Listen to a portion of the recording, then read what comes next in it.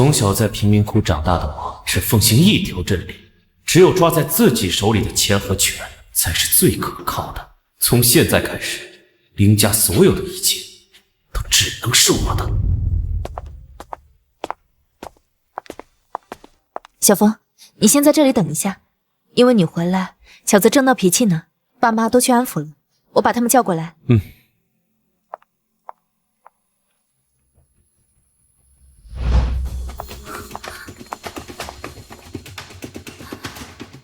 林峰，你给我听清楚，虽然你是我的亲弟弟，但是小泽从小就喊我姐姐，在林家，你永远排在他的后面。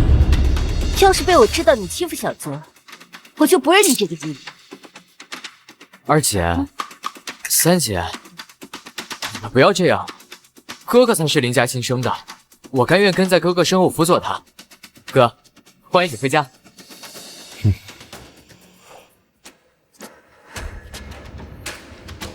看到了吗？亲生儿子又怎么样呢？林家只会是我的。你的？确定吗？林峰，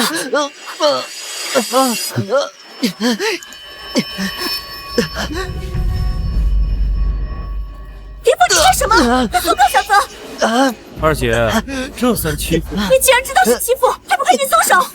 松开！小泽，你没事吧？二姐，我儿子，你就是我亲生儿子凌风。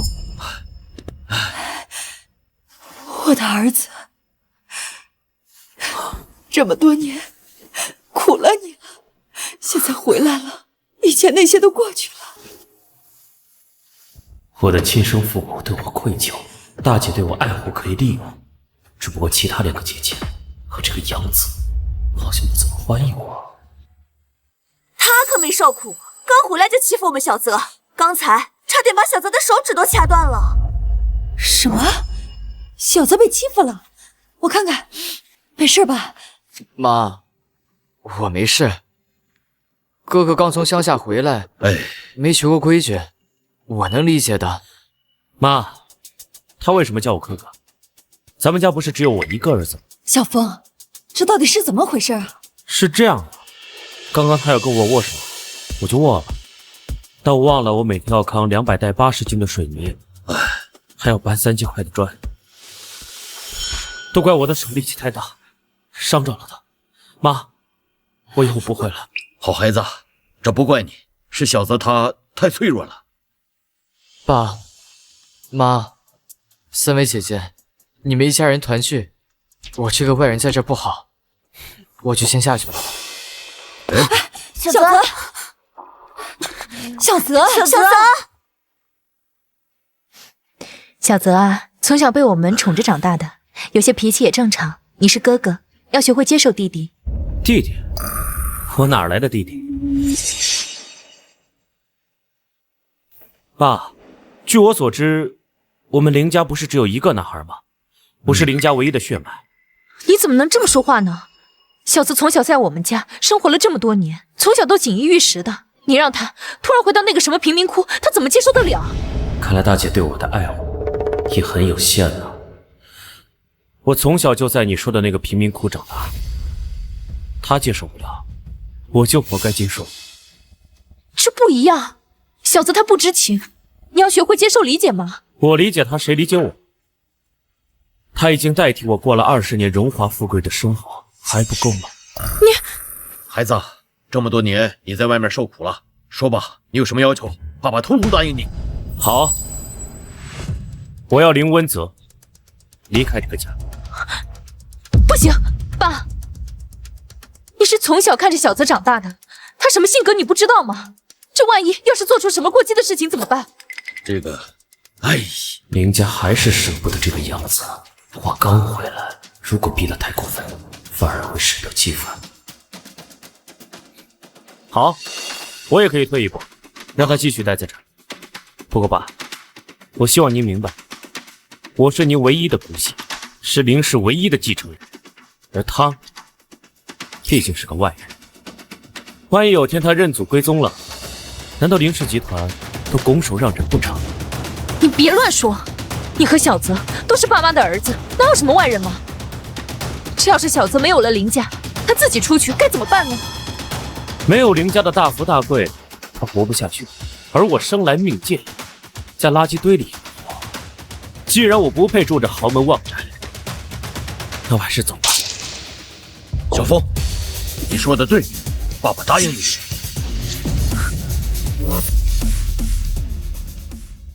果然，亲情的羁绊是人性中最脆弱的一点，再加上我自揭伤疤的可怜过去，让他们对我愧疚同情，这是我驻足林家无往不胜的利器。爸，那小泽怎么办啊？小风在外面吃了这么多年的苦，现在好不容易回来了，你就不能顺着他吗？他可是你亲弟弟。小风，你别介意，他就这脾气。啊，对了，我给你准备了一份新礼物，来，跟爸爸去看看。好啊。小风啊，这是爸爸送你的礼物，喜欢吗？爸，我不太喜欢。你还嫌弃上了？这可是宝马，你在乡下的时候开过这么好的车吗？就是，在乡下那个地方也只摸个50吧。是，三姐说的对。我以前最大的梦想就是有一辆50，哪怕是2手的。我的确不该奢望的，我只要家里最差的就行了。你们怎么说话的？给弟弟道歉！哼，道歉！对不起。小风说不喜欢，那就是不喜欢。小风，喜欢什么车？爸爸给你买。我喜欢那辆。小泽，小泽，你要去哪儿啊？你们的亲生儿子回来了，林家的一切都与我无关了，我走还不行吗？小泽，你永远都是我亲弟弟，只要有我在，该是你，谁也夺不走。好，看在大姐和妈的份上，我就先暂时不走了。这样，我先出去兜会儿风，顺便给某人点私人空间。你，爸，我突然发现蓝色不适合我，我可以改成红色吗？小风，你这话是什么意思？妈，你看他，小泽乖，有妈在，不会让你受委屈的。小风，这是小泽的车，你的车在旁边呢。是啊，小风，别闹了，让你二姐带你去试驾好不好？走吧，带你体验一下什么叫豪车。爸，我能试试这辆车吗？我喜欢跑车，这辈子只在路上见到过，从来没有开过。小风，这辆车是小泽18岁的成人礼物，乖，听话啊。杨子的成人礼是跑车。妈，你知道我的18岁生日是怎么过的吗？我在工地扛3吨水，一共才赚了80块钱，还被我的养父抢走了70，剩下10块，在马路边买了一碗最便宜的清汤米。这个人已经剥夺了我20年的生日礼物，我现在只是想要他一辆跑车，这过分吗？小泽他不是养子，他跟你一样都是我的儿子，是林家的骨肉。是有血缘关系的那种吗？别吵了，我没有血缘关系，我走行了吧？小泽，不准走！不管有没有血缘关系，你就是我的亲弟弟，我绝对不允许你受任何委屈。妈妈和大姐口口声声说我是亲生的，可她这20年过着本该属于我的人生，而我却在替她像条狗一样活着。你的亲生父母爱你，把你换到了我家；我的亲生父母也爱你，把你当成亲生骨肉宠爱。而我呢，我又得到了什么？若没有重新回到林家，我都不知道，原来我也可以不用在垃圾堆跟野狗抢食，也可以过得这么好。我的家人对这个不属于林家的孩子有了感情，想让他留下。好，我答应。林家家大业大，他仍然是林家的少爷。但现在，我作为亲生儿子，只想要一套玩腻的玩具。为什么在你们眼中，受委屈的还是他呢？够了！你以前过得不好，那是没办法的事情。现在你回来了，我们也会想办法弥补你。为什么非要揪着小泽不放？难道你就想让他过你以前的苦日子吗？你的心里怎么这么扭曲啊？住嘴！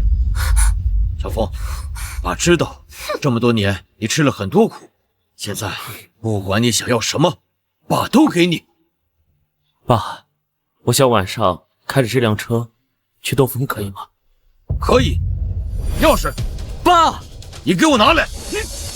哎呀！小风，从现在开始，这辆车属于你了。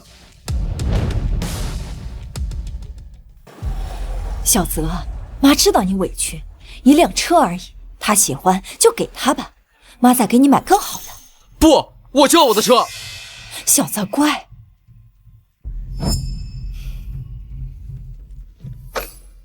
这是林家历代家主才能拥有的玉牌，妈现在把它给你，证明你永远是林家人。妈，这也太贵重了吧！这么贵重的东西，还是给哥吧，毕竟他身上流淌的才是真正的林家血脉。小泽真懂事，不过小凤不喜欢，你拿着就好。谢谢妈，我一定争取做一个合格的家主。这玉牌真好看，我这辈子戴过最好的东西，就是客人的外卖，我都没戴过这么贵重的东西。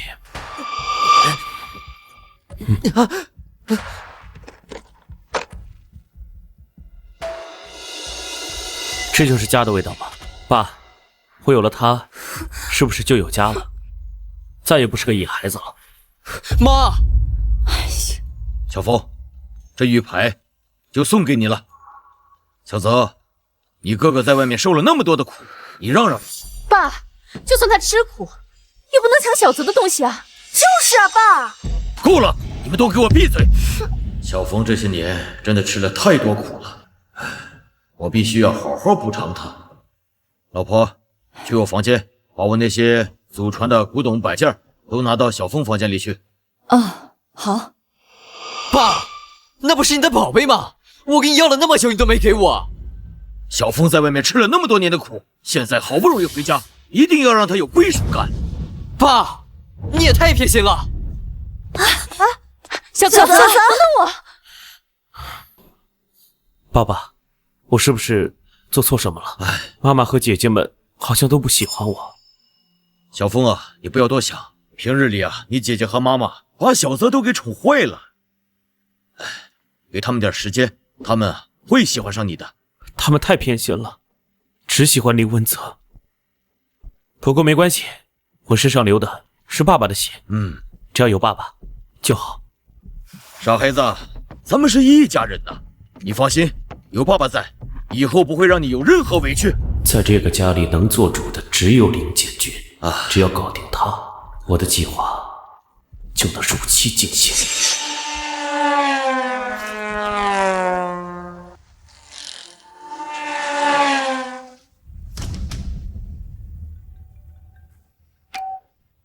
喂，好哥哥，在林家的感觉怎么样啊？一切都好，林家的财力果然没让我失望。看来有人要倒霉了。我只是拿回属于我的东西。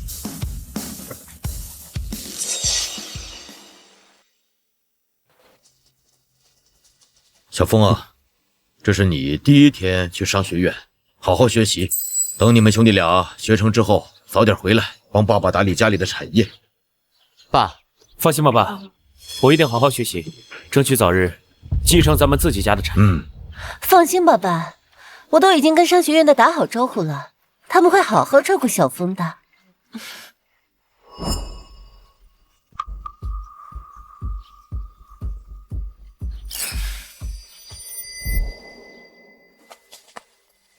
来，给大家介绍一位新转来的同学林峰。这是谁家的公子啊？怎么看着这么面生啊？不知道啊，好像没见过。文泽，这是谁啊？我看你们坐一辆车来的，朋友吗？哦，他呀，他是我爸妈怕我在学校无聊，专门找来供我取乐的一条狗。如此低劣的人，你以为争权独立是重家教？林峰同学，你想坐哪儿啊？老师，就让他坐这儿吧，我好好照顾照顾新同学。不是吧？一个下人也配跟我们这些富二代在一起学习？就是一个下贱的血脉，我感觉和我在一起，我连身上都臭了。正式跟大家介绍一下，我叫林峰，林建军的长子，林氏集团唯一的法定继承人。温泽是？你是林氏的唯一法定继承人？那温泽是？你说他啊？他父亲原来是我们家的司机，因为手脚不干净被开除。他妈妈呢，是我们家的下人，偷偷的把我跟林温泽调换。如果说有的同学在教室里能闻到下人的味道，那肯定是他身上传来的吧。品行低劣的司机和下人，林文泽竟然是他们的孩子。我说咋总感觉林文泽不对劲呢？原来是个贱主。林峰，你胡说八道！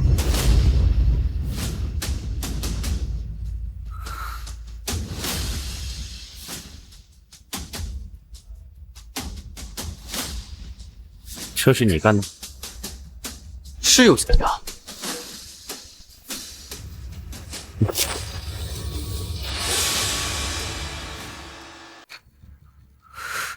林峰，你干什么？垃圾分类你没学过吗？你敢骂我是垃圾，找死！放开！我劝你最好不要搞这些上不了台面的小把戏，不然我怕我忍不住打死你。哎，大家都是同学，都是未来的商业精英，别伤了和气。收拾一下，上课吧。林峰同学，我家跟林氏集团也有合作，你以后在学院里有什么事都可以找我帮忙。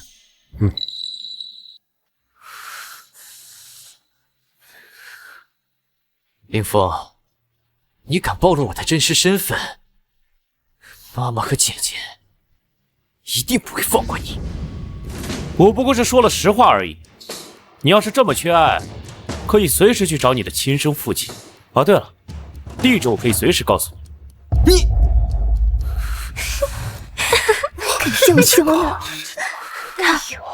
我说什么来着？好，那就走着瞧，看看我们谁到底才是林家真正的继承人。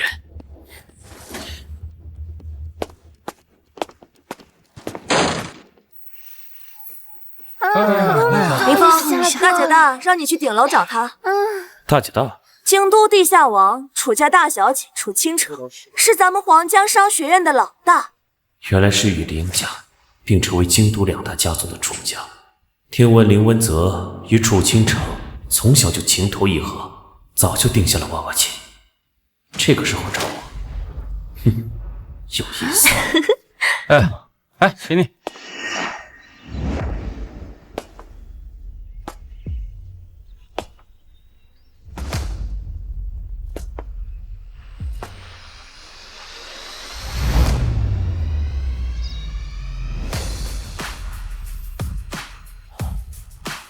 这就是站在金字塔尖上的滋味吗？真是令人陶醉。曾经，我是这座城市阴沟里挣扎的老鼠，而这一切本该属于我，绝不会放弃。谁敢阻拦我，就踏着他们尸骨前进。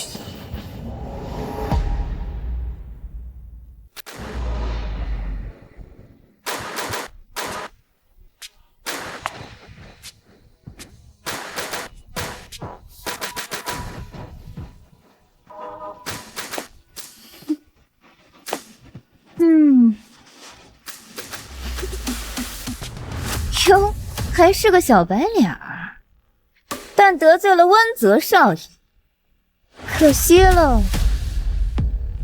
看见大姐大还不跪下，懂不懂规矩？我记得这里是商学院，不是土匪窝吧？你说谁是土匪？林峰，对女孩说话这么粗鲁，你算不算男人？你要是个男人啊，就别躲在女人后面。你顶着我的名号，享受了20多年荣华富贵，现在反而伙同外人来欺负我，养条狗还知道报恩呢。你别说男人，连狗都不如。够了！林峰，温泽马上就要和我结婚了。我们家温泽温柔善良，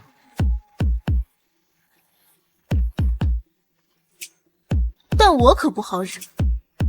你再敢欺负他，我一定不会放过你。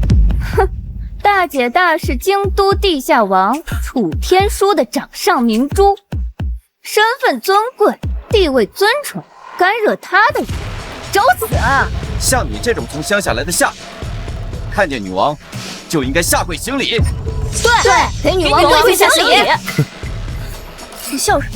都21世纪了，还在做女王吗？我看就是个女王。你再说一次。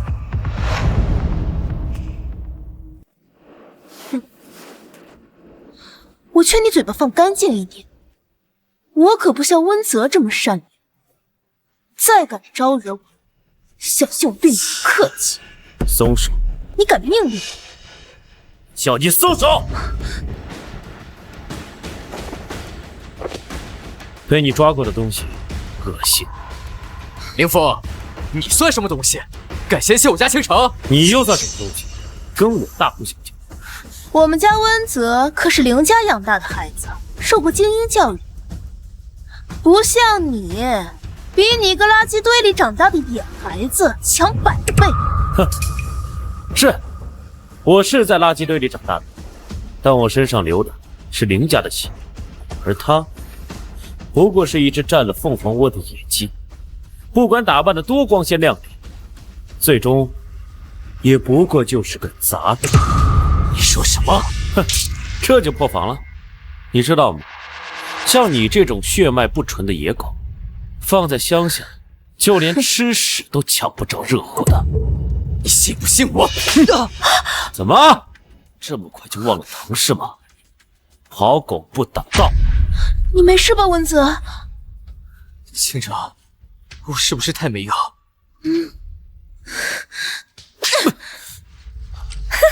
打得好，大姐那可是黑带8段，没打死你，算你小子命硬。怪不得雨瑶姐提前交代我们照顾好温泽，原来早就预料到你小子不是什么好东西。现在跪下给温泽道歉，看在林家的面子上，大姐大或许会原谅你。这一巴掌只是给你一个小小的教训，哼！现在知道该怎么说话了吗？你笑什么？你是想死吗？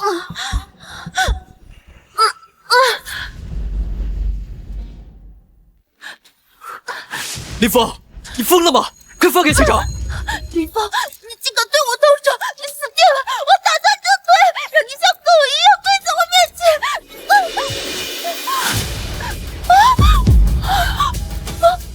我可是妈，给我一个好吗？林峰，你他妈疯了吗？放开他！爸爸肯定会杀了你！别杀我！我错了，我知道错了。还以为你真是女王呢，结果就这。唉，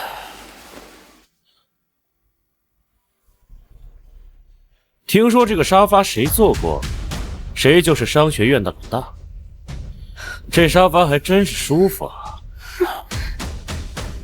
那从今天开始，商学院我说了算，谁赞成谁反对。林峰，倾城可是楚家大小姐，你刚到这儿不久就动手打她，楚家是不会放过你的。能让他来林家找我报仇啊？你觉得爸爸会不会复仇？商学院可是培养社会精英的地方，你动手打架可是会被学校开除的。你要是不想让我告诉院长，你就赶紧给倾城道歉。你是3岁小孩，打不过就告老师。你不过不用你告状，我亲自跟院长说。韦院长，楚清城敢打我？什么？你没有受伤吧？没事儿，只是受了一点小伤而已。林峰同学，楚清城家世特殊，他又从小习武，你离他远一些。好，多谢院长。不过我也打了他。什么？你把楚清城打了？打成什么样了？也没多大事儿，就是差点死了。倾城啊！快走快走快走快走！妈，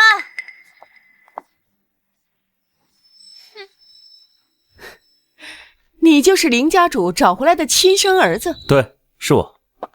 真是一表人才，一看就是林家的种。伤得怎么样？用不用去医院呀？没事儿，只不过是流了点血，牙齿也有些松动，耳朵也有些听不太清楚而已。哎，你胡说！你哪儿伤那么重啊？小风啊，倾城这孩子从小被我惯坏了，下手没轻没重的。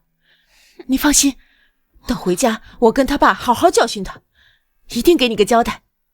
阿姨，都怪我不好，倾城是替我出头，所以才被他打的。温泽，这怎么能怪你呢？我都是自愿的。你给我闭嘴！妈，你干嘛要帮着一个外人说话？林文泽的父母都是下人，天生的贱种，不配你为他这样做。而且他若真是一个男人，也不会让一个女生为他出头，一点脑子都没有，谁是人谁是鬼都分不清。阿姨，对不起，是我没保护好倾城，让他受委屈了。道歉就不必了，你若是真为倾城好，就离他远一点。小泽，小泽，你没事吧？告诉妈哪儿受伤了。妈，我没事。哎呀，吓死妈了，没事就好。小风，你怎么流血了？妈，你是在关心我吗？真不容易啊。妈，这都是他活该，都是他先打了我，倾城为我出头，他才动手打的。什么？你还打了小泽？林峰，你是不是太蹬鼻子上脸了？我在家就警告过你，小泽是弟弟，你应该让着他。林峰，看你是我亲弟弟的份上，我才对你一再忍让。你打了小泽，实在是触碰到我的底线。小风，这次的确是你太过分了。你跟小泽都是我的孩子，这手心手背都是肉。手心手背都是肉，妈，您要不这么说，我还以为我只是一个供林家养子娶了的一条狗呢。谁说过这句话？林峰，小泽从小就听话懂事，绝对不会说出那样的话。你刚从乡下回来，自己自卑敏感就算了，却把过错推到小泽身上，你安的什么心？小风，你这次太让妈妈失望了。失望？妈，是为您的养子，怕他在学校无聊，找了我这么一条狗供他取乐，就不怕我失望吗？你到底在说什么？你是我亲生的孩子，我怎么可能那样对你？你还知道我是亲生的？那想必3个姐姐也都是亲生的吧？没有人一直怀疑你的身份，你一直强调这些，有必要吗？那2姐，我问你，如果有人骂我是狗，是不是也骂了你？是不是同样辱了我们林家？我没有，2姐你要相信我。是谁？竟然敢如此侮辱林家！给我站出来！还是我来告诉你吧。我这里有段录像，想必某些人应该很感兴趣。他呀，是我爸妈怕我在学校里无聊，专门找来跟我取乐的一条狗。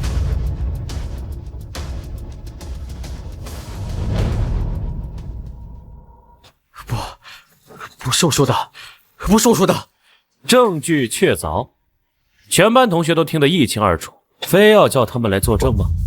妈，都是我的错。哥哥回来以后，我怕同学他们看不起我，所以一时着急才说错了话。哥哥一回来就抢了我的跑车，到时候再抢我的爸爸妈妈，那我活着还有什么意思啊？好孩子，别说那种傻话，妈妈在呢。你永远都是妈妈最好的孩子。小泽，姐姐们都会陪着你的。小风，小泽他只是一时着急，说错了话，但是在他心里啊，还是一直把你当亲哥哥的。凌风，这件事就是个误会，看在我的面子上，让小泽给你道个歉，这件事就算了。快去。哥哥，对不起，我没有你这样的弟弟。小泽都跟你道歉了，你还要怎么样？你干什么？没完了是吧？当然没完。我被他当着全班同学的面骂成狗的时候，你们在哪儿？我被他伙同楚清城欺负的时候，你们在哪里？被他口口声声要跪下道歉的时候，你们又在哪里？小风，妈知道你受委屈了，你再忍一忍，妈保证以后一定加倍补偿你。我的前半生跟野狗抢食我忍了，跟乞丐抢垃圾桶我忍了，我的养父也弯我一个腰子我又忍了。现在我不是有家了吗？我是京都林氏长子，是林家唯一的继承人，我代表的是林家的脸面，你凭什么让我忍？小风，不要再说了，都怪妈妈，妈对不起。不，我要说，要告诉你们，从今天开始，我受到的所有委屈都要亲自讨回来。小风啊，这件事都怪我们家倾城太冲动，我替他向你道歉。张毅，从小到大，您是第一个在我受到委屈的时候站出来关心我的人，您这份情我认。楚清城，是受林文泽蒙骗也好，还是一时冲动也罢，但总归都要为自己的行为付出代价。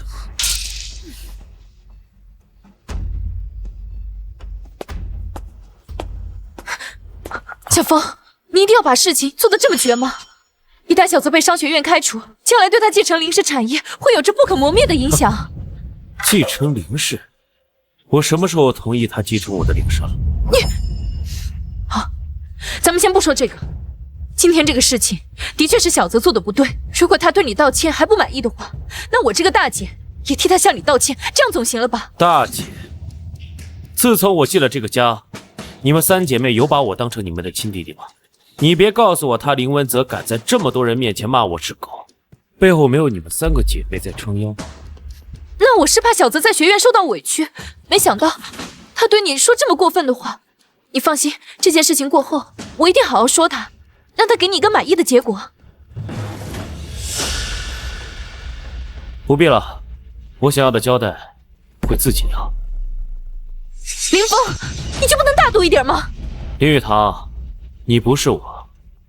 如果当年被换的人是你，如果是你在地狱里面过了20年人不人鬼不鬼的生活，你未必会有我大度。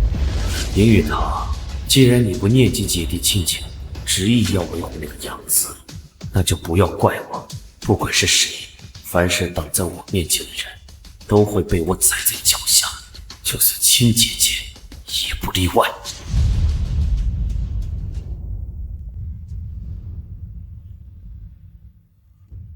商学院是培养商业精英的地方，聚众霸凌同学，还打伤了人，性质太恶劣了。如果得不到林峰同学的谅解，全部开除。凭什么只处罚我们？他也动手了，还差点把倾城从天台那儿扔下去。你还嫌害得我们家倾城不够吗？倾城，快给小峰道歉。妈，我……凌峰，我替倾城给你道歉，千错万错都是我一个人的错，有什么火都冲我来，别把别人牵扯进来。这样，我给你跪下道歉行了吧？小泽，这是干什么？小泽，起来，快起来，快！凌峰，小泽已经跪下向你道歉了，你还要怎么样？就算你不给我和妈面子，你总要给楚家些颜面吧？小风，这件事闹得够大了，再闹下去，我跟你爸以后怎么面对楚家人呢？听妈的，算了啊！老楚啊，你说这两个孩子真不让人省心啊。不过你放心啊，等会儿我说说小风，绝对不会让倾城受罚的。爸，是我没用，被这么多人欺负，丢了林家的脸，我不配当你的儿子。我走了之后，你要好好保重身体。好孩子，有爸爸在，我看谁敢欺负我林建军的儿子。我来商学院，本来想好好学习，早日帮你分担工作，可我一来，林文泽就当着全班同学的面骂我是狗。你说，有兄弟和睦，我忍了，可他竟然和楚清城带着一帮人，把我堵在天台上，跟我说我不下跪道歉就要打死我。爸，我是您的儿子，代表林家的脸面，我没跪，他们就把我打成了这样。你胡说，明明就是你！给我闭嘴！给林峰道歉！我不！你反了你！你跟他发什么火呀？要不是那个小子，要不是林文泽蒙骗倾城，那他能逃进这趟浑水里来吗？总的来说，倾城动手就是他的不对。这件事啊，我一定给你一个满意的交代。凭咱两家这么多年的关系，你这可就歪道了啊！小风啊，你受的委屈爸爸知道，但是你能不能给爸一个面子？这件事就这么算了。林楚两家合作多年，关系牢固，我若死抓着不放，反而适得其反，不如卖林建军一个面子，对我而言有益无害。如果是别人说的，我肯定不认，但我听爸爸的，你说什么就是什么。啊，好孩子，你们还在这继续丢人现眼吗？给我回家！老林啊，小峰的孩子受委屈了，他刚回来，我这个做叔叔的也该表示表示。东郊那块地，就算送给小峰的礼物了。老楚，你这可太客气了，那我就替小峰谢谢你了啊！回家。啊，看林建军的表情，应该是从楚天舒手中得到了不少好处，既惩罚了林文泽，又警告了楚清城，还在林建军眼中刷了一波好感，一石三鸟，这波不归。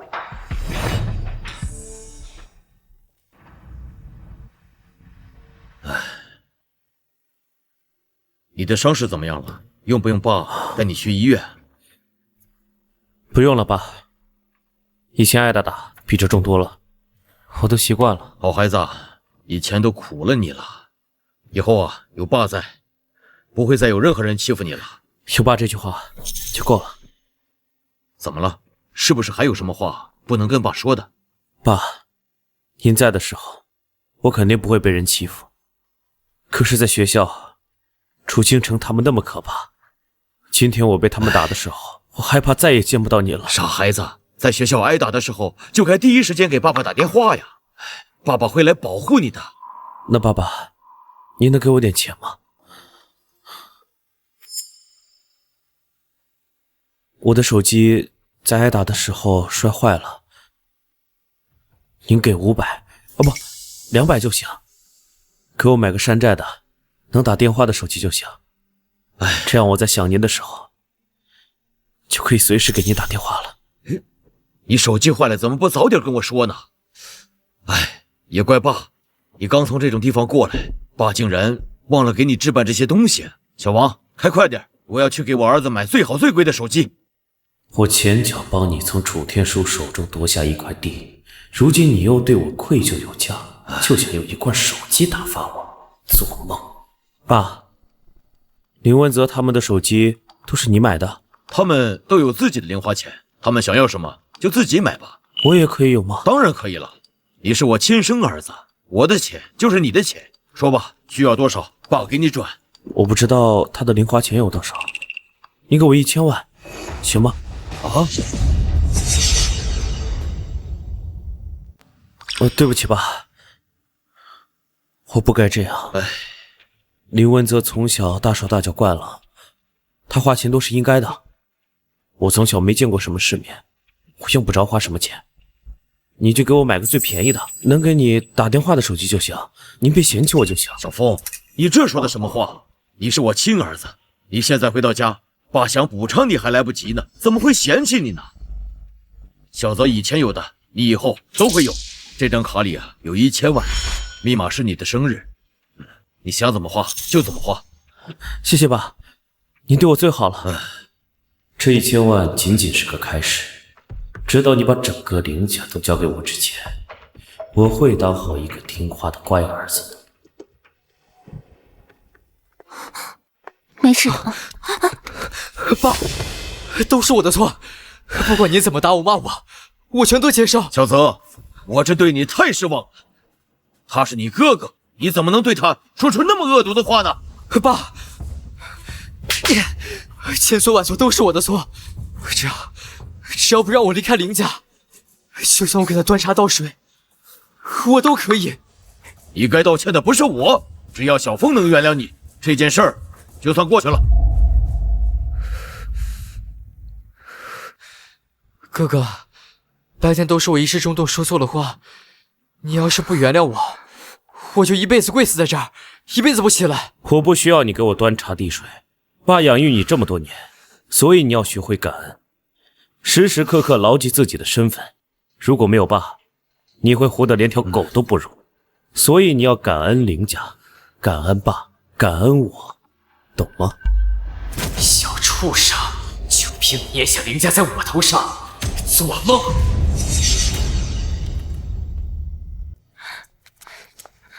小泽都给你跪下道歉了，你还想要怎么样啊？非要把话说的那么恶毒吗？恶毒？三姐让商学院那帮人打我的时候，有没有想过对自己的亲弟弟也挺恶毒的吗？小风，你三姐的意思肯定是让他们好好照顾你，一定是他们听错了，所以才误会了。哦，原来是个误会啊！爸，我有些头痛，想休息一下。去吧，我让保姆给你多做点爱吃的菜，待会儿喊你。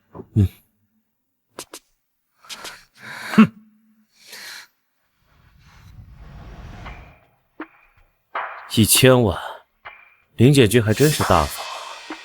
不过这还远远不够，我要把这1000万变成2000万、3000万，甚至5000万。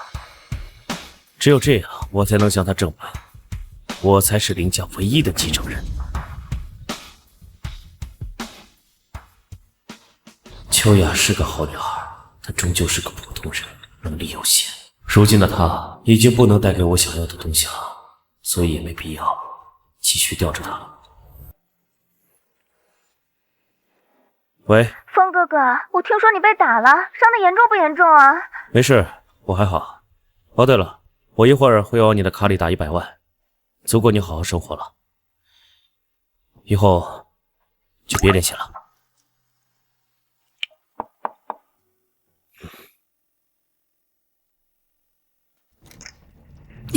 林峰，你是不是一进商学院就开始算计我了？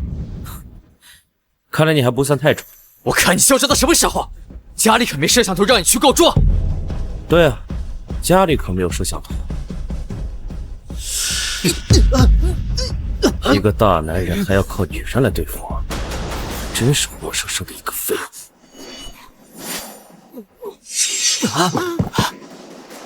劝你聪明点，以后就少来招惹我。我当时能一刀宰了唐海，我能一刀宰了你。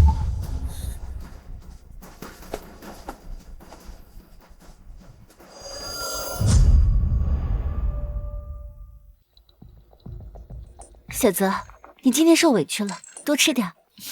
小泽，这是你最喜欢吃的大虾，多吃点啊。谢谢姐，谢谢妈。大哥，你吃这个。小泽，你吃你的，给他夹什么？他想吃什么不会自己夹吗？三姐，我们从小在林家长大，大鱼大肉都吃惯了。大哥刚从乡下回来，这么大的虾，恐怕见都没见过。大哥，你放开吃，别客气。林峰，小泽好心给你夹菜，你这是什么意思啊？显脏。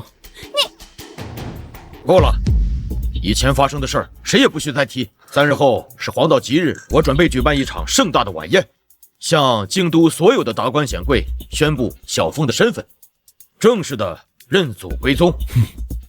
谢谢爸。爸，可是3天后是小泽的生日，咱们家每年这个时候都会为他举行隆重的生日会的。大姐，没关系，我生日过不过都无所谓。傻孩子，你大哥重要，但你的生日同样重要。这样吧，3天之后，小泽的生日和小峰的晚宴，咱们一起进行。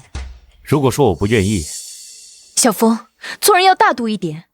你现在已经不是那个斤斤计较的市井小民了，一点小事你都揪着不放，怎么融入我们这个大家庭？融入之后能怎么样？让大姐方便联合外人欺负我吗？你好了，你是姐姐就不能让着点弟弟吗？既然如此，那小泽的生日宴也定在3日后一同举办吧。谢谢爸。不过有件事我要提前嘱咐你们，3日后我邀请了天下集团的张总也来观礼。你们平时在家怎么样我不管，但是在张总面前千万不能丢了凌氏集团的颜面。爸，您说的是南省第一财阀，咱们林家一直想合作的天下集团。没错，张总呢也答应了我的邀请。雨堂，你是长女，在我们凌氏集团已经实习了这么久了，如果你能代表凌氏集团拿下张总手中这个价值100亿的项目，那么你就是凌氏的总经理了。爸，您放心，我一定不会让你失望的。大姐，恭喜你啊！是啊，大姐真厉害，我们一起敬大姐一杯。来。哎，小峰啊，你怎么不喝？凌峰从小在底层长大，恐怕连凌氏集团总经理的含量有多少都不清楚吧？凌氏集团总经理可是除了爸爸以外权力最大的人，光每年的股份分红都至少1个亿呢。跟他这个土包子说这些干什么？来，咱们喝，预祝大姐高升。爸，3日之后，如果我能拿下天下集团的合作，我是不是也能当总经理？哈哈哈哈，没错，如果你能够拿下张总的合作，那么你就是凌氏的总经理。我说大哥，你不会以为以你的水平能管理一个大几千人的上市公司吧？凌峰，你是没睡醒吧？一个3流野鸡大学毕业的学生，还想拿下100亿的合作，做梦呢！小峰，我知道你想做一些事情来证明自己，但人要脚踏实地，不是自己的东西，不要着急争。不争，怎么知道是不是自己的呢？你，小峰啊，这生意场上的事儿可没你想的那么简单。等这件事儿过了之后，妈给你找几个小点的项目，你先练下手。没错，小峰，你就听你妈的。这是一次绝佳的机会，我绝不能错过。爸，我想试试。不愧是我凌建军的儿子，有出息。好，我就给你这个机会。如果你能够拿下张总的这个合作，那么你就是总经理。爸，那我怎么办？能者居上。你在公司实习了这么多年，如果连你弟弟都比不过，那就证明你不适合凌氏集团这个总经理的位置。大姐，3日之后，我可不会手下留情。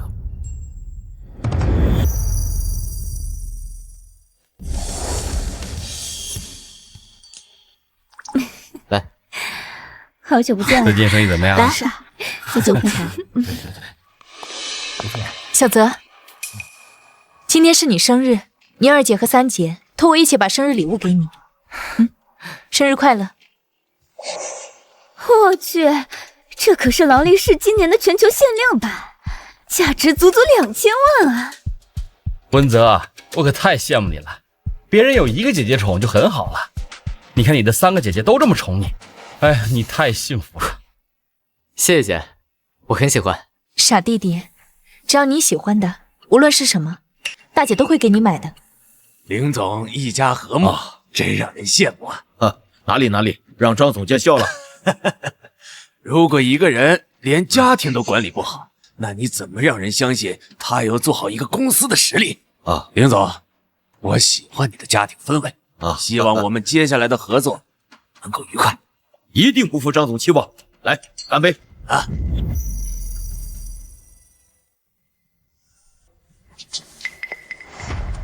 大哥，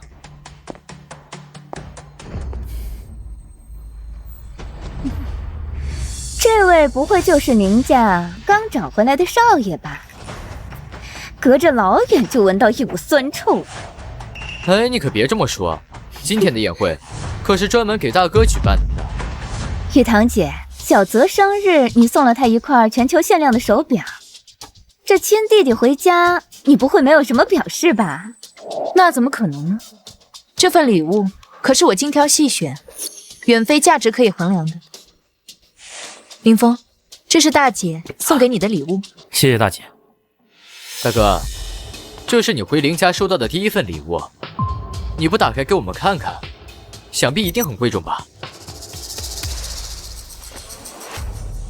绳子，这是哪家奢侈品推出的新品啊？有什么特殊寓意吗？看着不像啊，难道里面裹着金丝？哼，大哥，这个礼物可是姐姐们怕你出来这么久想家，专门回你老家买的。这根绳子熟悉吗？没错，这就是你老家那棵树上把你从小钓到大的绳子。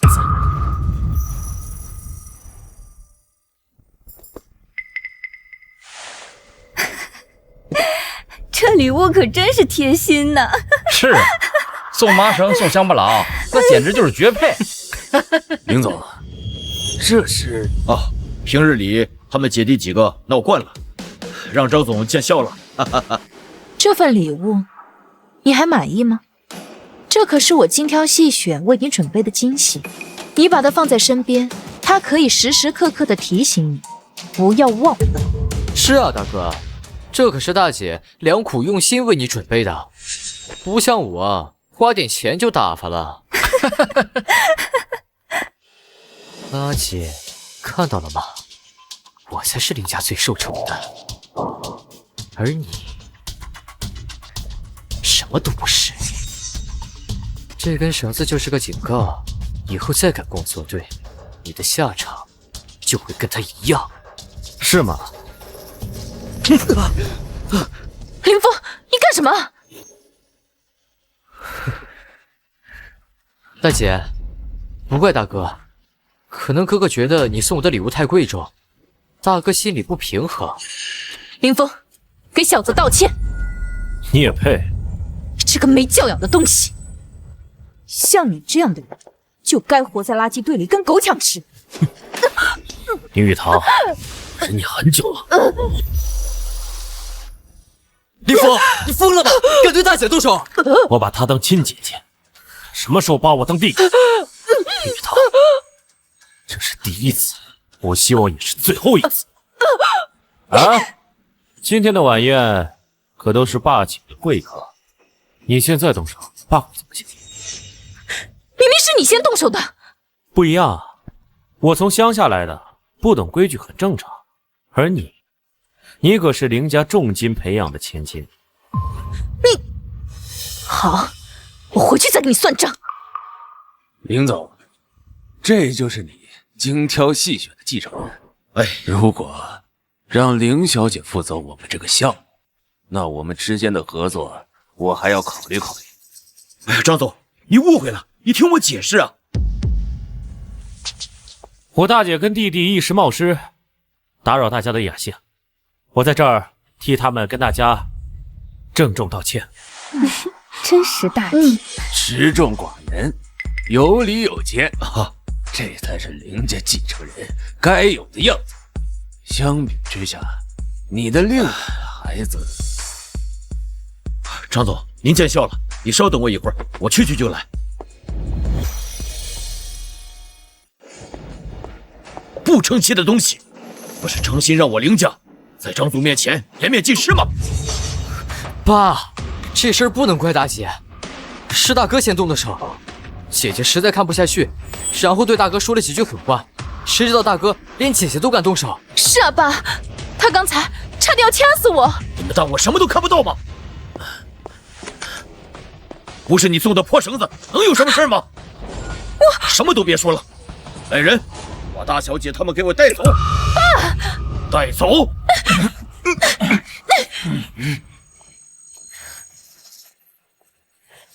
小风啊，让你受委屈了。爸，我没事，没事就好。刚才啊，张总对你称赞有加。来，我给你引荐一下，这位呢就是天下集团的张总。张总，这位就是我的新儿子凌风。张叔，是你吗？凌少爷认识我。小风啊，别胡闹，这可是爸爸最重要的合作伙伴，你可别乱来。这穷小子认识张总？不会吧？对呀，他看起来跟张总好像还挺熟的样子。啊，张叔，5年前您去过南省西郊的唐家镇吗？你怎么知道？当年正是您为我们镇上建了第一所希望中学，正是因为您的帮助，我才顺利读完高中，考上大学。你竟然是唐家镇的？是。当年您为我们建学校找老师，还亲自劝我们，只有好好读书才能走出大山。要是没有您，就没有我的今天。可是当时我的养父母不让我读书，您给了我5000块钱，我才考上大学。张叔，我代表唐家镇所有上不起学的孩子，感谢您。如果没有您，就没有我们的今天。张叔，谢谢你。哎啊！快起来！当时建希望学校的目的，就是为了能有更多像你这样的孩子，能够走出大山，自己掌握自己的命运。看到如今你的模样，我就更坚定自己当初的做法是对的。小风啊，从小吃了很多的苦，所以呢，他现在比所有人都努力。他现在去商学院，每天都是最早到，回来的也是最晚。有时候夜里啊，我还看他在房间里用功呢。恭喜林总，都说父无犬子，林总，你后继有人呐！不愧是凌家真少爷，行事有度，凌家只有在他手里才能更进一步。是啊，凌家那个养子基因里就带着低贱，难登大雅之堂。被凌家精心教养这么多年，却连场合都不分就闹脾气，这种人就不配留在凌家。张叔，有件礼物我想送给您。什么礼物？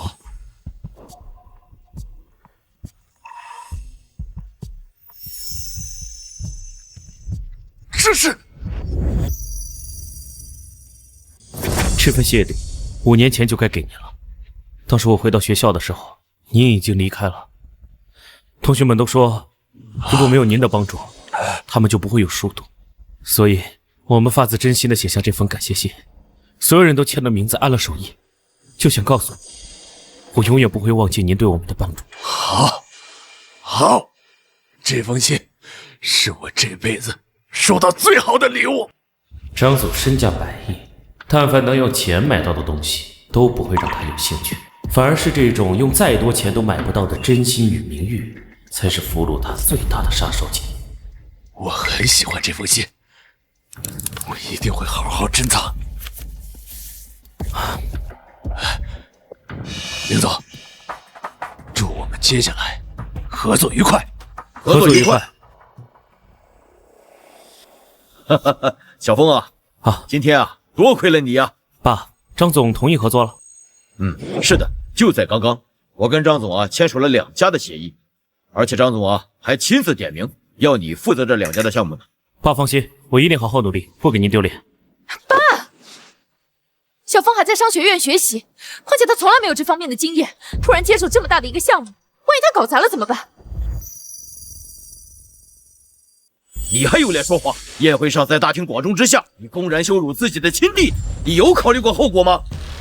爸，这也不能全怪大姐，我们给大哥准备的礼物，以为他会喜欢，这顶多算好心办坏事。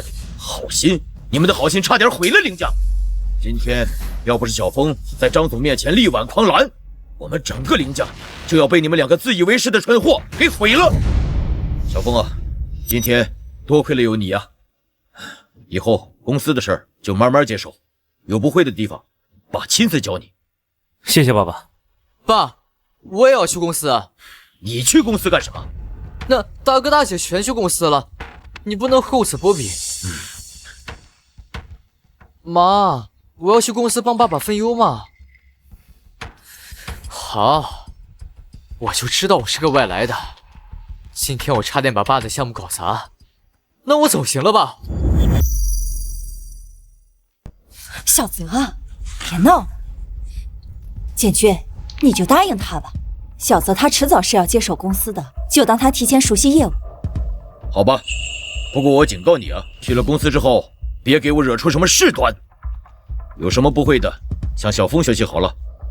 好的爸，我一定多向大哥学习学习。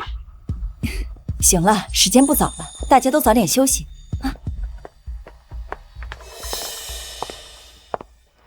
今天在宴会厅上，你当着所有人的面欺负小泽，是不是就想证明你永远都压他一头？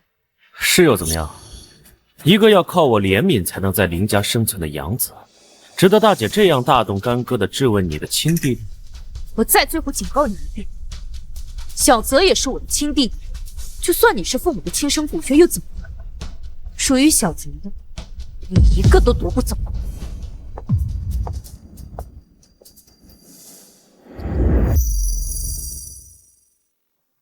多谢你为我提供的身份信息和礼物，张总很满意。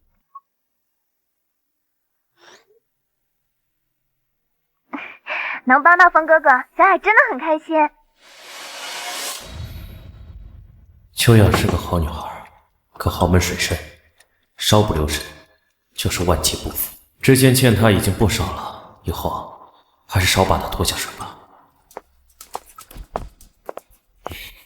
大少爷，这是集团任命总经理的合同，您签完字，从商学院毕业之后就可以立刻出任林氏集团的总经理。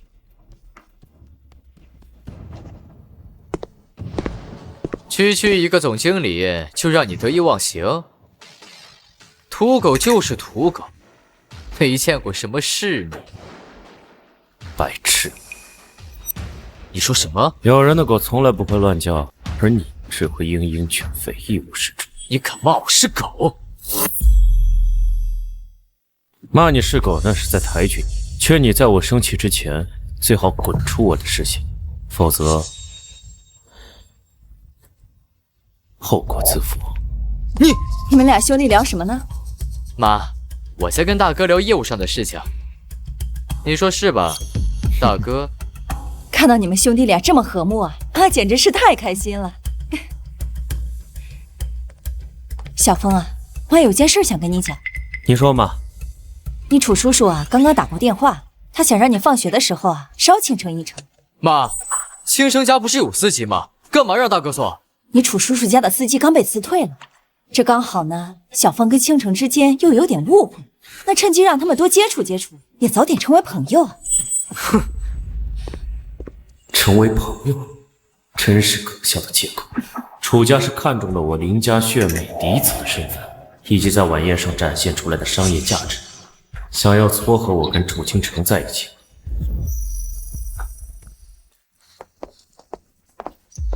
凌凤，我告诉你，我是不可能嫁给你的，你就死了这条心吧。凌峰，我跟倾城从小就是青梅竹马，他爱的人是我也绝不会允许你把他从我身边夺走。豪门家族的婚姻向来都是家中长辈权衡利弊后做出的决定，你们跟我说又有什么用？你装什么装？你不就是个利用凌叔叔亲儿子的身份逼迫？不然我爸怎么可能会让我和小泽分手？原来你知道我才是林家唯一的继承人，你我两家是世交，为了这么一个上不去台面的养子，与我交恶，值得吧？小泽，你别听他胡说，我这辈子是不可能嫁给他的。我最爱的人只有你。倾城，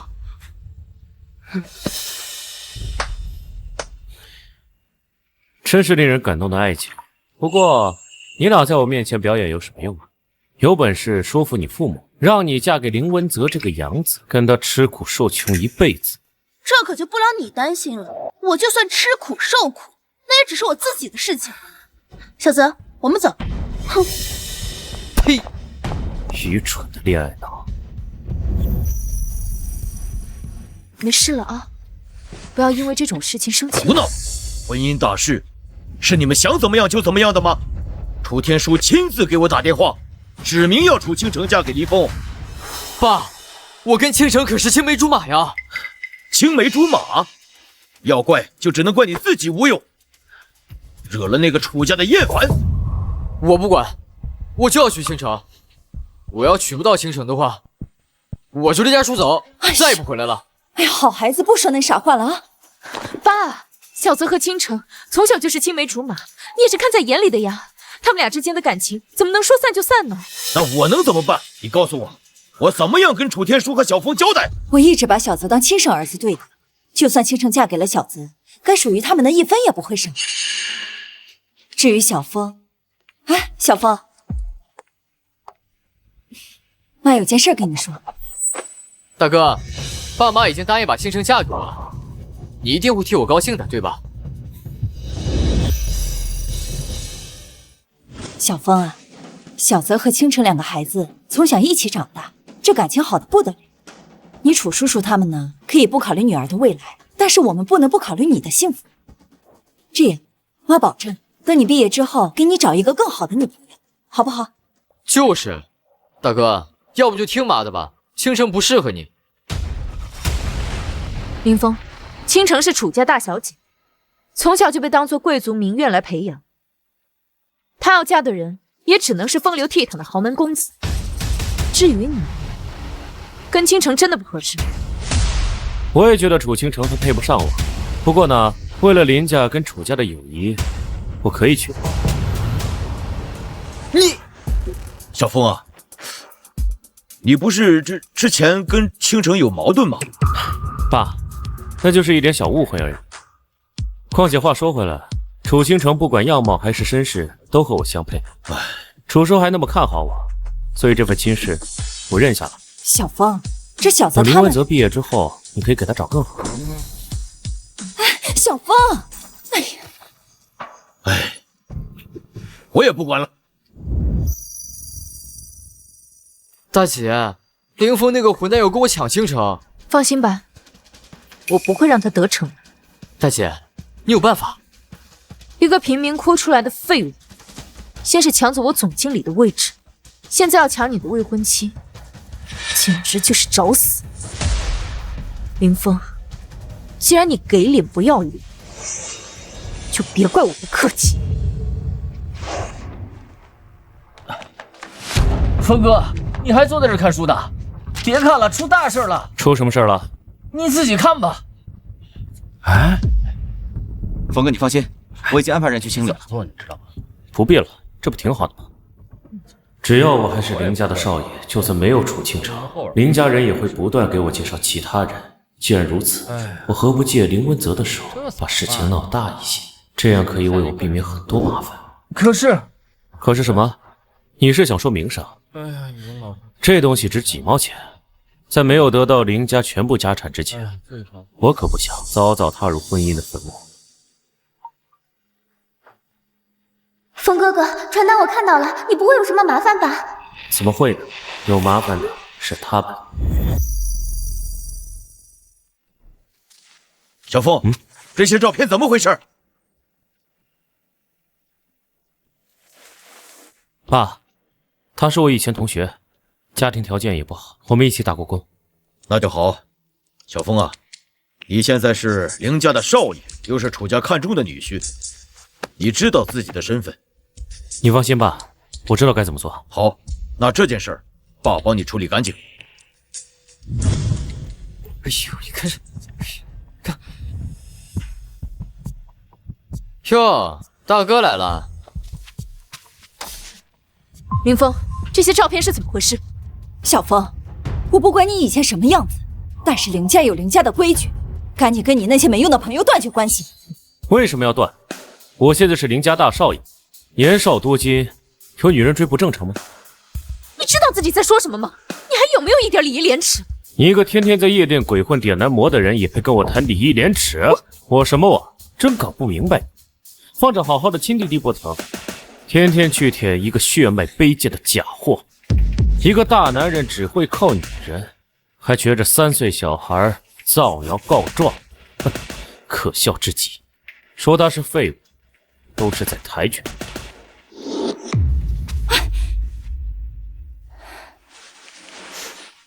妈，我没有，都是大哥污蔑我跟大姐。小泽，你放心吧，有大姐在，绝对不会让你受委屈。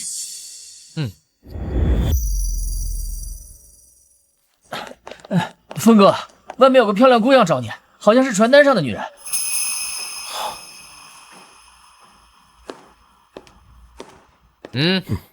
凌风，妈说过了，让你别跟那不三不四的女人勾搭，并且让我看着你。滚！哎，你别给脸不要脸，你连妈的命令都不听了吗？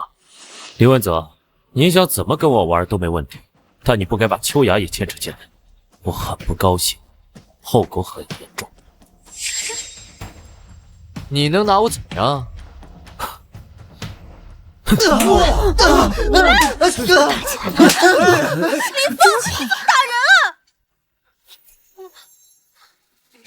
又有好戏看了。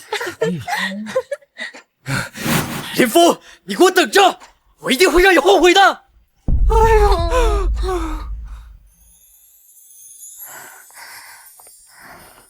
风哥哥，秋雅，你怎么来了？风哥哥，我很担心你，就想过来看看你。现在林家在找你，楚家也在找你，你这个时候出来太危险了。我不怕，这个是你给我的，1分都没花，还给你。不要钱？那你为什么还愿意帮我？你喜欢我？我不喜欢你，我只是因为你做了一些我不能做的事情。我都知道。你知道？那你为什么？风哥哥，不管你是不是利用我，我是真心的想帮你，不求回报，只要你高兴，我就很满足。真是个傻丫头。我只愿意做风哥哥一个人的傻丫头。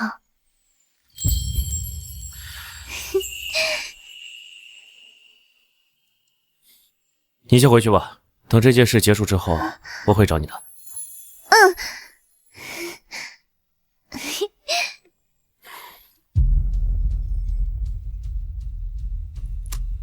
凌风，你是不是又跟那个野女人在一起？你楚叔叔把状告到我这里，马上给我回来！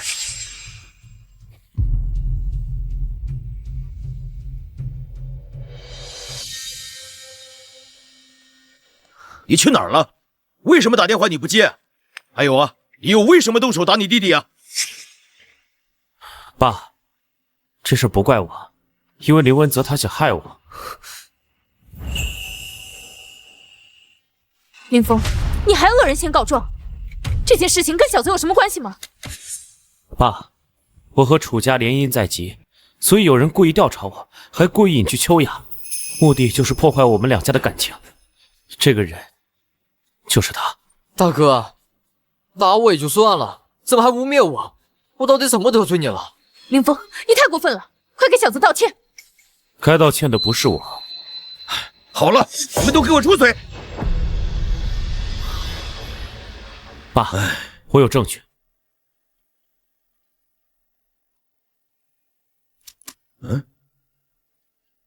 爸，您看，若不是他拍了这些照片，这件事怎么可能让楚家知道？又怎么会丢了咱们林家的颜面？爸，这件事跟我没关系。自己沾花惹草，要不是你不检点，你怎么会有这样的照片呢？林玉堂，你给我闭嘴！他是你亲弟弟，你怎么说话呢？这件事儿是雨堂他们做的不对，爸呢会给你一个满意的交代。不过这件事儿楚家已经知道了，为了家族的颜面，这次去联姻只能是小泽。所以被污蔑的是我，受委屈的也是我，最后承担所有后果的人还是我，对吗？大哥，对不起，我实在太京城，所以才做错了事。但是我们是一家人，你会原谅我，对吧？小峰，爸知道这件事儿你受了很大的委屈，但是楚家和凌家已经合作了这么多年，总不能因为这点小事而出什么间隙吧？这样，我知道你是爸的好儿子，你会原谅我的，对吧？不是小峰，你怎么就不能听话一点呢？总经理的位置你已经抢了，现在小泽的未婚妻你还要抢，那总不能什么事情都让你占了吧？林峰，你太自私了！自从你回到这个家之后，林家就没有一天安分过。早知道是这个样子，我当时就不该把你接回来。够了！林峰，你疯了吗？我是疯了，我被你们逼疯了！明明受委屈的是我，凭什么还让我忍？为什么每次听话懂事的人都得是我呢？跟楚家有婚约的人是我，他林文泽一个养子，凭什么跟我争啊？我才是你们的亲儿子、亲弟弟，我身上流的才是林家唯一的血。我知道，就算你们在一块生活了20年，你们有感情，但我这么努力想要融入这个家，为什么你们就这样一直偏心，一点机会也不给我呢？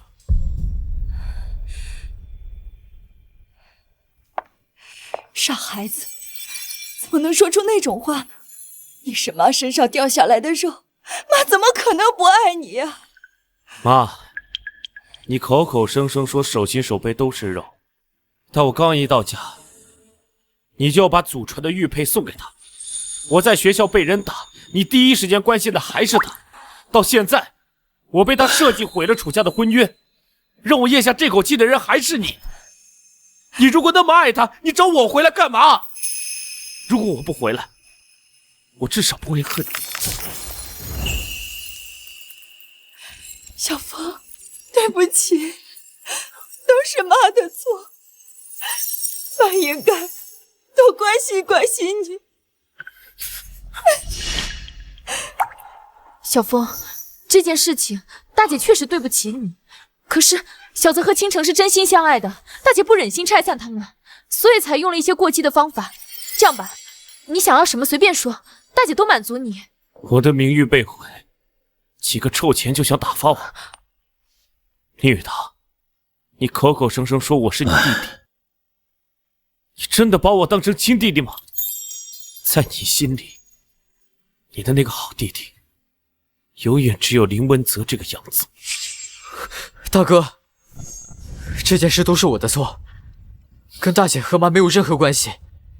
你要想发火，就都冲我来。林文泽，事到如今还在立这个听话乖巧的人设是吗？我知道，从我进这个家第一天你就不喜欢我，你怕你自己失宠，失去现在的生活，所以你一直利用姐跟妈妈对你的爱，欺负我，诬陷我，目的就是让他们讨厌我。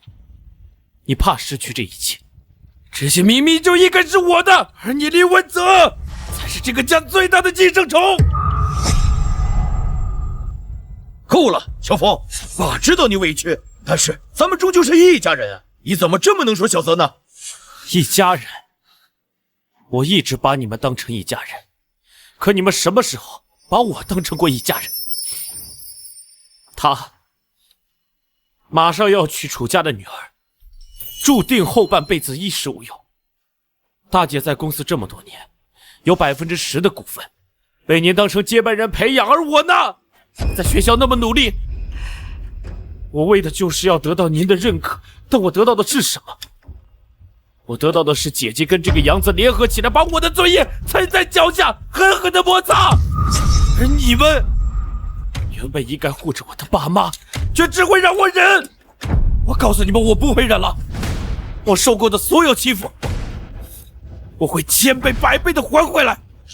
小风，爸知道你委屈，这样吧，与天下集团的合作就交给你来负责。还有，你不是一直羡慕你大姐有公司股份吗？这样，我也同样给你公司10%的股份。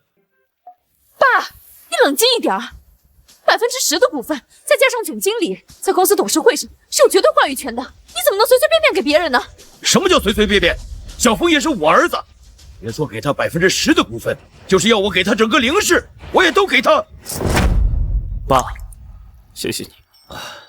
不过我不想要这些东西，我只想要爸爸和妈妈能够多爱我一点就足够了。傻孩子，你呀，永远是爸妈最爱的孩子。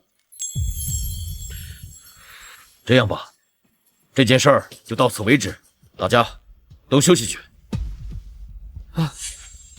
我的计划明明就很完美，但为什么林峰这个混蛋不仅没有受到任何处罚，甚至就属于我的股份都被抢走了？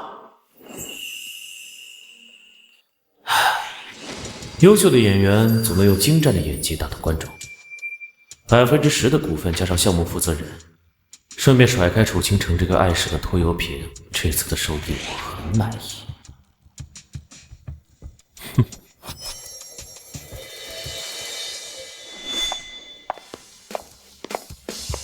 林峰，这是你的办公室，看还满意吗？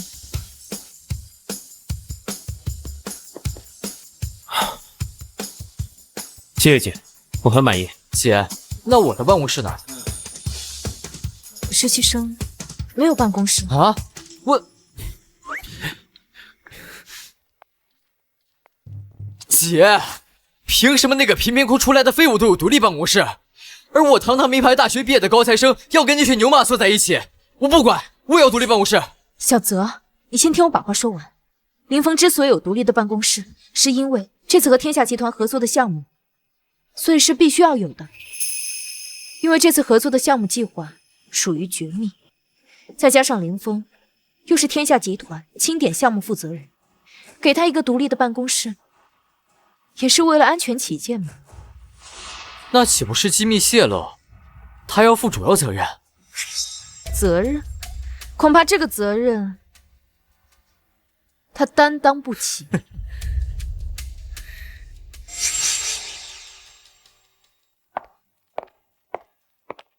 林峰少爷，这是我们与天下集团的计划书，后续方案需要您填写一下。林总和张总等着我去汇报。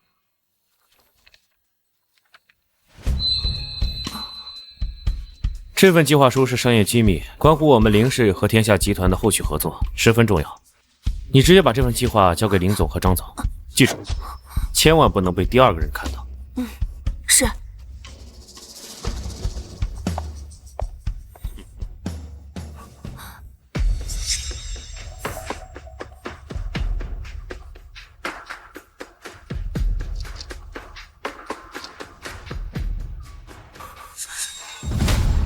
大小姐，您要的东西已经全部搞定，确定吗？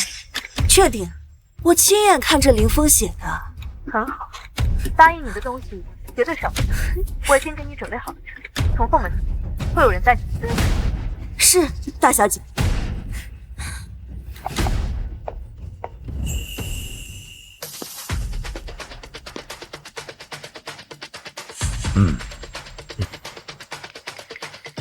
不是说开会吗？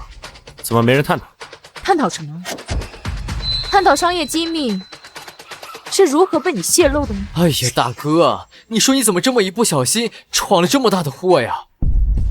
还是说你嫉妒爸妈偏心我，所以你故意的呀？你们的意思是我泄露了商业机密？不是你，还能是我呀？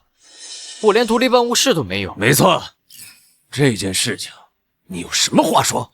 张叔，这事不是我做的，您给我几分钟时间，我给您一个满意的答复。别说几分钟了，就算给你1天时间，又能怎么样？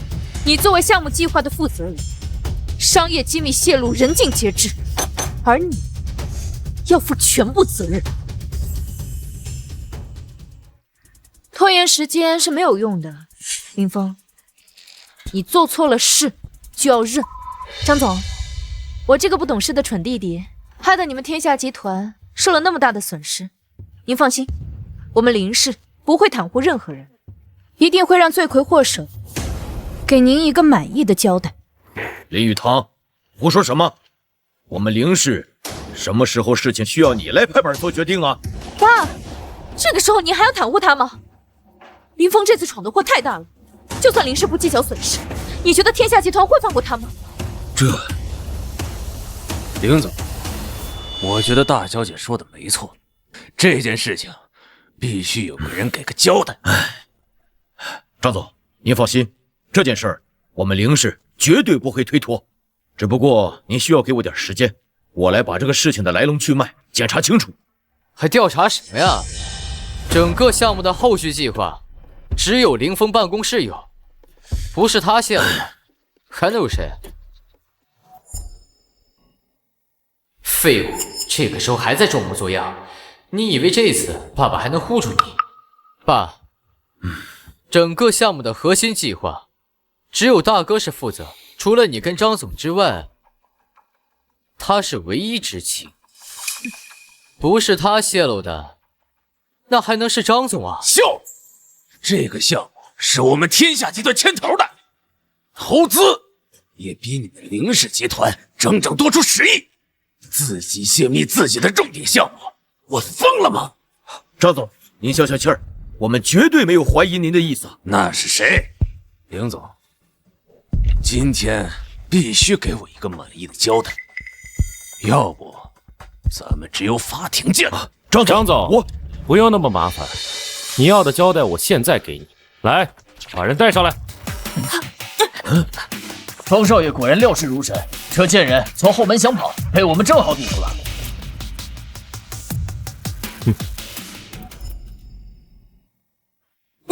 黄秘书，是你？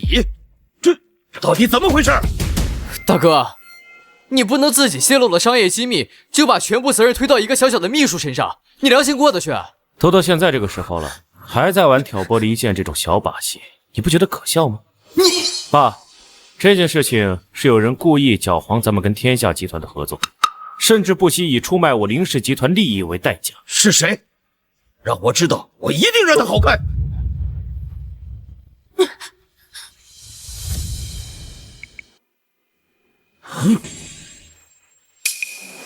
不管是你们谁泄了密，这个项目我们天下集团投入了大量的人力物力，这个损失你们凌氏集团需给个交代。张总，这件事情确实是我们凌氏的问题，天下集团的所有损失由我们凌氏承担。只不过现在我有些私事要处理，请您到休息室稍作休息。张总，您稍等，不然您再看看这计划书。啊，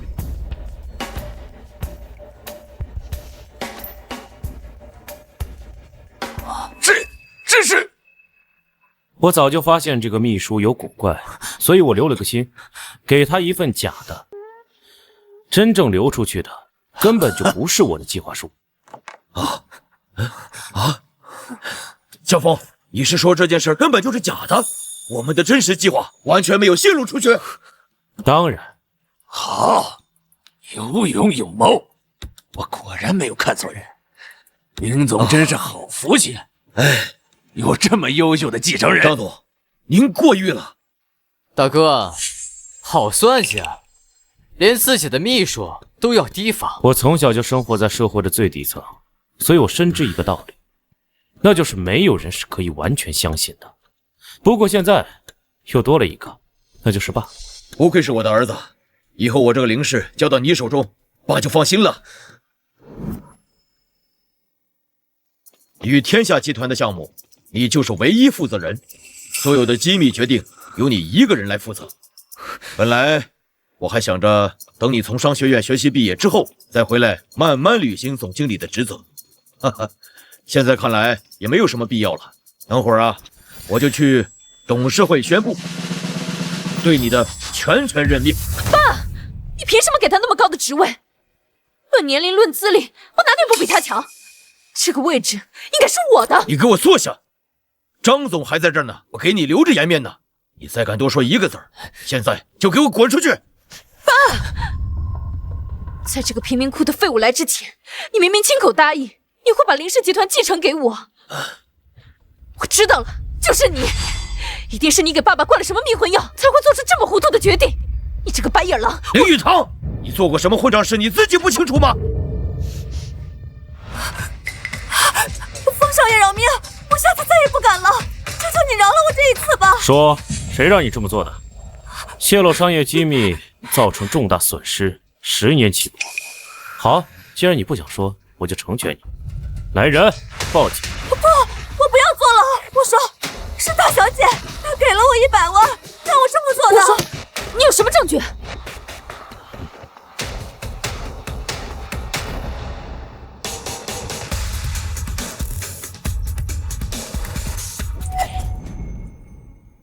林玉堂，你是我们林家的老大，我曾经对你寄予厚望，可是你为了一己之私，竟然陷害你的亲弟弟，还置于公司的利益于不顾。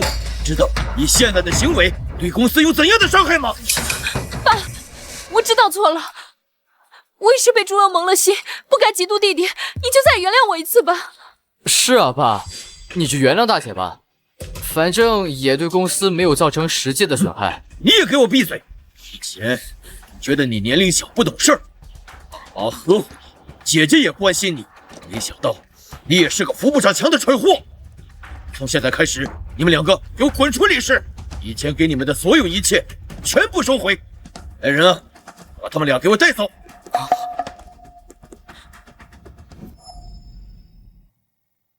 给我滚开！我不走，谁也别想把我赶出林氏！你混账东西，连我的话都不听了吗？林峰，你一个贫民窟的废物，你凭什么跟我争林氏？争？大姐这话什么意思？论道理，我为林家争取到了天下集团的合作，而且刚刚我力挽狂澜，避免了重大损失，我大功于林家。论私情，我是爸妈亲生骨肉，林家唯一的男丁，我不继承林氏，谁来继承？你吗？还是这个连血缘关系都没有的杂种？你放屁！我在林氏辛辛苦苦这么多年，都有功劳有苦劳吧？你凭什么否定我的一切？还有，我的亲弟弟从来就不是你，我的弟弟只有小泽一个。为了这一点点利益，连自己的家人都不认了，这是我悉心培养的女儿，好得很呐！林氏不只是我们林家的，还有上千张跟着吃饭的嘴呢。这样的重任，怎么能交给一个六亲不认的人手中呢？爸，你这话是什么意思？我也有林氏的血脉，我有继承权。从现在开始，你没有了。稍后我就会召开董事会，立下遗嘱，林家的一切都交给林峰一个人继承。至于你们，我会给你们留下足够的钱，保证你们今后的日子衣食无忧。你笑什么？爸，你为了一个贫民窟来的废物，当真要把事情做得这么绝吗？你自己做的混账事，这能怪得了谁？事到如今，这一切都是因为你这个废物。我得不到的东西，你们谁也别想得到。混账！你想干什么？给我滚出去！林家是我的，谁也不许争。来人！义女，你要干什么？爸，您当真觉得我在林家这么多年什么都不做是吗？现在公司的骨干已经被我收买了一半，只要我一声下令，他们就会听我号令。姐，你真厉害啊！爸，如果您现在召开董事会，宣称自愿把林氏的继承权让你，我还当你是我爸，并且会好好的给你养老。还有，我要你亲自声明，林峰当年就没有报错，他自始至终都不是林家的血脉。不可能！爸，您觉得您还有话语权？张总，如果你愿意支持我，那么这次的合作，我可以代表林氏再让你3成。小泽，你跟倾城是青梅竹马，争取到楚家那边的支持，应该没有问题的。大姐，你放心，我一定帮你争取。我林建军到底造了什么孽？居然养了你们这群白眼狼！爸，事到如今，您不该怪我，要怪就怪这个丧门星。如果不是因为他，我们一家人和和睦睦，怎么会有今天的事？林峰，你现在还有什么好得意的？没想到林玉堂竟然敢公然背叛林建军，这是我没想到的。难道一切谋划终究要成功了吗？大姐，他就是一个废物，没有爸爸的支持，他算个什么东西？来人，把他给我扔出去！谁敢？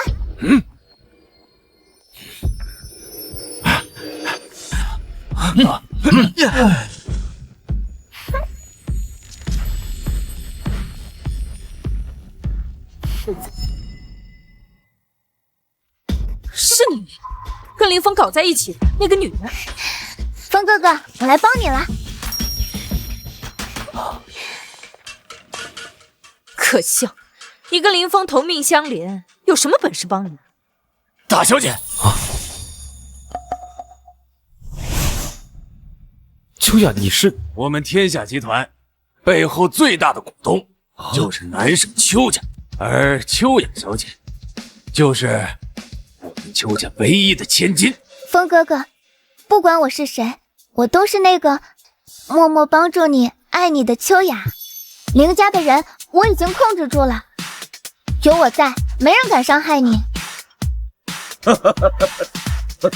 不愧是我的好儿子呀！不仅能力出众，谈恋爱的眼光也比我这个爹强100倍呀！爸，我知道错了，你再原谅我最后一次好不好？你的卡我已经给你停了，你现在赶紧给我滚回家闭门思过，什么时候想通了什么时候出来。爸，我知道错了，我以后再也不跟大哥作对了。还是小凤说的对呀，这流的不是相同的血，你就算对他再好，这个心也永远暖不透。来人，把这个逆子给我送回他亲爸妈那里，从此以后凌文泽与我凌家再无半点关系。我不回去，我不回去，爸，我求你了，再给我一次机会，爸。小凤，走，咱们回家。